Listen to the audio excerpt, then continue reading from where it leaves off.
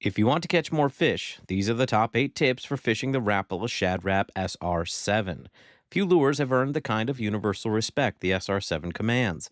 Its buoyant balsa body, tight vibrating wobble, and natural minnow profile make it very useful when it comes to catching walleye, bass, pike, and trout all year round. To get the most out of this lure, you need to understand how it behaves in the water and how to present it in ways that trigger the instincts of predatory fish.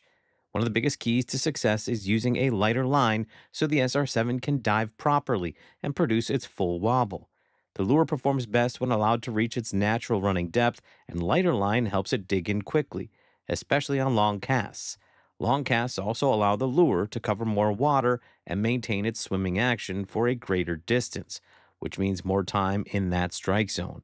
Since the lure is made of balsa, which is naturally buoyant, maximizing diving time becomes really essential. The way that you retrieve the shad wrap should reflect the season and mood of the fish. In cold water, slow and steady retrieves tend to outperform everything else.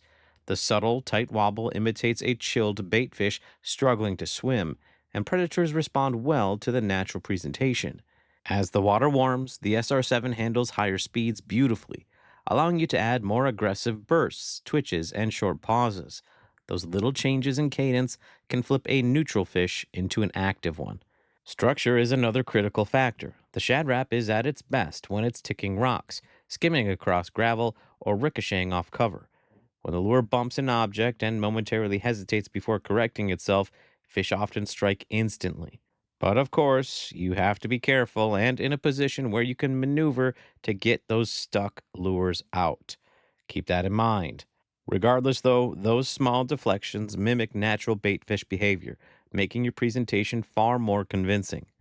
Even floating the lure momentarily allows it to rise just slightly, and that can draw strikes from following fish.